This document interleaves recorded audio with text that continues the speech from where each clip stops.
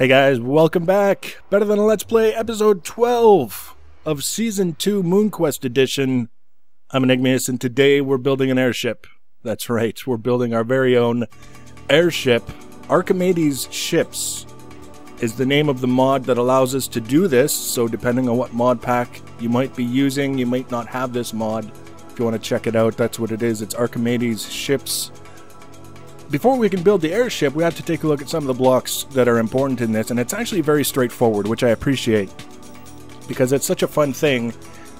I think it makes more sense to just let people have access to it and then focus on creatively building something that they like, as opposed to making it this massive ordeal just to get it airborne. So the first block, the most important block, is the helm, which is very inexpensive. It's an iron ingot, 4 sticks, and 4 planks, whatever wood you happen to have available to you, makes the helm. And the helm is basically the block that determines what is or is not a ship or an airship. If you don't have that in the build somewhere, it doesn't work. So that's the most important block. And then as well, we have other blocks. For an airship, we need air balloons. These are what give the ship lift and allow it to fly, made with wool and string. Now the wool, you saw where we got that, and the string I got from pulverizing the dyed wool that we got. So like the light gray and the gray wool, you put it in a pulverizer, it turns into 4 string per wool, and also 25% chance of getting the dye as well. So that was kind of a thing to make our air balloons. We needed floaters. These are more for if you want like a ship that sails on the sea kind of thing, to give it buoyancy, so you can determine how low or how high it sits in the water. But we needed to make some shore buffers, and these are made with the floater and an ink sac, which I got from pulverizing the black wool because I didn't feel like hunting for squid. I just had it, and it was that easy. So I made some of these. And the floater, since we're here, is wool and wood. Oak wood, specifically. I tried it with jungle wood, and it didn't want to work to make the floater. So if you're making the sea-bound vessel, that's the thing. Above and beyond that, you can basically use whatever blocks you want. And I will say this, I haven't tested with micro blocks, because usually when we're talking about doing crazy rendering, like taking collections of blocks and putting them into 3D space and moving them around, I think it's easiest to start off simple and worry about whether or not we want to take our chances with micro blocks later. So I haven't tried with that, but whatever you want to make it out of, that's the thing. So we need to make a shipyard, or a dry dock, so to speak, even though it's for an airship. They don't get wet on purpose anyways. And then build the ship itself. So I did a time lapse of both of these things that you can take a look at. Now what you won't see here, as the cameraman is carefully shifting his view down from Optimus Prime to the scrubland, is that as I started building this, we're just building sort of a platform, if you will, where we can build ships, airships. Nothing special, nothing crazy. Building it out of cobblestone and jungle wood planks. So nothing crazy there. But I came down here, I had all my materials, everything was fine. You can see it's daytime. As soon as I placed the first block of cobblestone to start building this, I heard a boom. So much so that I thought the cobblestone had exploded when I placed it on the ground. That's how it was timed. And it was a creeper. And he just gutted me. I had full health. All of a sudden I was dead. My stuff was splattered all over the scrubland. I was very unhappy because there was no hiss, there was nothing. I didn't see him. He was hiding somewhere, obviously, from the nighttime that had just ended. And he got me. He got me pretty good, and I was sad. And then you can see I started building it out. We've got the cobblestone. We got some cobblestone steps, detailing out the pillars a little bit. And then nighttime comes, and it's just lousy with zombies. There's like every imaginable kind of zombies. There's regular zombies, there's testificate zombies, there's baby zombies, there's zombies in armor, there's zombies with different kinds of swords, there's zombies in their underwear, and heavily armored skeletons. Kinda sucks. It kinda sucks. The skeletons, actually, I found to be the most obnoxious. because when they're wearing all steel armor, they have like 80% damage reduction. So they have 20 hit points, and I have a melee tool on my power tool that does 10 damage, and they take 2 damage from each hit. And they're plinking away on me, and I have next to no armor in this suit, despite the fact that I'm wearing a full suit. There's hardly any armor on it. So it was a pain in the butt, but we got through it. And you can see now we're putting some more details with the jungle wood steps on the end. What I didn't really think through, this was pretty much on the fly that I came up with the idea to build this and then build the airship in it. I didn't really give a lot of thought to how much I would appreciate having to walk on these little narrow platforms as I was going around building ships. So I can say that later on I did go in and fill in all the holes with glass so that it still maintains the look of this sort of gridwork structure platform, but it's much easier to walk on. And it's got the look of something, you know, wrapping up and around the hull of the ship as you're building it, sort of thing. So really, really simple. Nothing particularly complicated. All vanilla blocks, really well. I mean, jungle wood, I don't even know if it's a vanilla material, but steps and slabs certainly are. There's no other more refined micro blocks. And now this is actually building the ship, and you can see what I did. I've got a 4-block tall cobblestone nerd pole, and then one of those buffer blocks that we looked at earlier. So as I'm building the ship on top of it, when it comes time to fly the ship, it's not going to be welded to the structure we built it on. So that was the whole reasoning behind that. You can see the top on the very block of things. The block on the very top is the helm block, and then it's got a little bit of a glass floor underneath. So as I'm flying around, you're basically standing at the helm block when you're flying it. You can look down and you can see what's going on the ground directly below you. And beyond that, it's basically the rule with the air balloons is you have to have 40% air balloons out of all the blocks on the structure in order for it to be able to fly. If you don't have 40% air balloons, it won't fly. That's just the way it works. So a lot of people, what I've seen, who have built airships with this mod, they tend to do sort of like the airship with, there's the ship with the balloon above it, sort of suspending the ship, and the balloon is giving it lift and it's flying around that way, whether it's like a Zeppelin-shaped balloon or round balloons or whatever. And there's nothing wrong with that, but I didn't really want that for my particular build.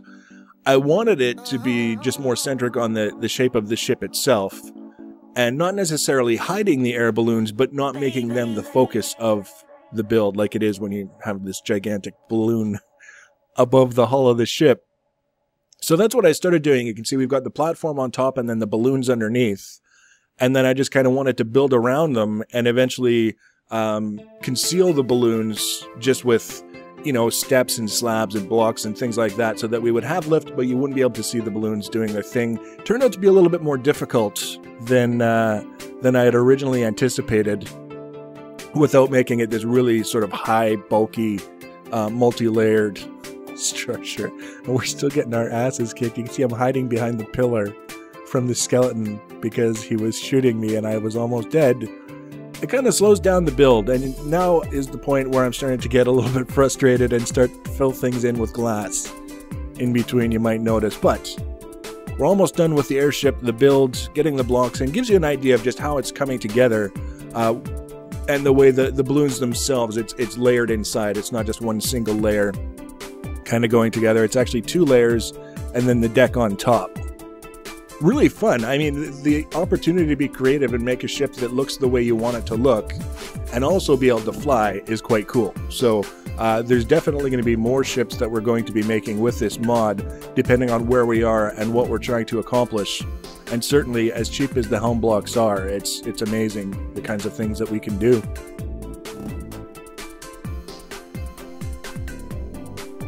So when it was all said and done, I went around and I used some just regular wood steps to do some edge detailing. And I found that I didn't have enough of the air balloons to get lift. So instead of trying to muck about and figure out a place to add air balloons onto the existing structure, I just replaced the deck blocks with air balloons, and now it does have lift. And unfortunately, we ran into a technical hiccup. That never happens with anything that I build ever. Look up here. You notice something wonky? Like that? See, I took it out for a spin, and it immediately, at about this halfway mark here, if we draw a line just behind the helm all the way across, it sheared one block to the left. Right? So this block here should actually be here, and this one should be here, and then this would be kind of straight all the way down, and then this would continue straight all the way down, and and this here, this glass block wouldn't be out here by itself, and this one here would be lined up. Yeah, so one block to the left, it sheared itself, and I don't care. I feel like I should be upset at the technical sort of limitations, but at this point, all I'm taking it to mean is do it over and make it smaller, so that I don't know if that's a chunk boundary that was causing that problem or what. So I'm going to do that kind of behind the scenes. I'll tear it all down now that we've got a place to build stuff and dork around. I have to fortify our dry dock a little bit better, because fighting off monsters while I'm building is just stupid. However, what we can do is wrap it up by flying it up to the airship dock up there and dock. Even though I haven't put the buffers up there, the reason why I have these extra shore buffers is so that I could put them on the dock up here, so when we dock, we don't have to worry about the airship welding itself to the airship dock. So now we're actually, you see how it says, or it's set just above my health bar to press a button to dismount. We are airborne. And you can see we've got lift. I'm holding down the X key, which is what I've got it set to, and it gives us lift on our little airship, which all by itself is pretty kind of handy. My windmills, my mechanism windmills are hiding. they're on a coffee break, apparently. And also we can turn the ship. And this is kind of why I'm not being overly critical about the blocks shearing, because it's doing a pretty damn fine job of handling the 3D rotation of the blocks. Whereas that's not something that I come to expect from anything in Minecraft, is that kind of smooth sort of rotation, like so. So you can turn it like this. It steers very much like a ship. It doesn't corner very well. It kind of like, you can move forward and turn, but the speed and the turning sort of radius are a little bit wonky. So you can kind of, it moves. Uh-oh, we're backing up. C for braking, is that? No, that's not the button. There is a button to brake, but there are so many keybinds that overlap. I can't be bothered to sort them out. So you can see, if you really want to dock somewhere ever, you kind of have to treat it like a ship. You don't just kind of like drive in and then side strafe to get it into place. You kind of have to go around, and then you bring the ship around and stop accelerating forward, because it's just going to keep, don't crash into the mountain, Mr. Ship, please. Then we kind of bring it around, and like so. Oh, bit of a collision, minor collision. We're insured, it's okay. We're properly insured, ship builders and operators. And then that's, you can push a button apparently to align.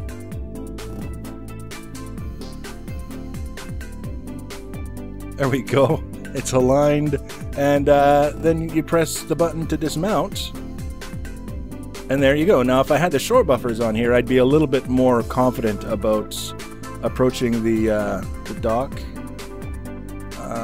Oh, steps. There we go. And maybe like that. Okay, I have the fall damage kind of absorber things on my boots now, so I'm not terrified of falling, but I'm still not exactly enthusiastic about the prospect either. And then we're just gonna make a little bit of a disposable gangplank. So that's our ship. And it was great as a first sort of attempt to see how this thing works.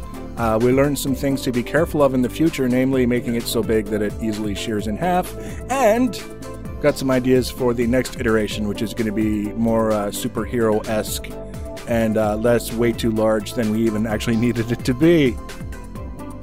So the next episode, I think we're going to take a look at some of the tech that we need to start getting into gear for our space expeditions. I know we need special machines to make plates and chips and stuff to make the equipment for rockets and the stuff that controls it. So we're going to take a look at that. Oh, look, the windmills, we're close enough now. We can see them going off the spine there.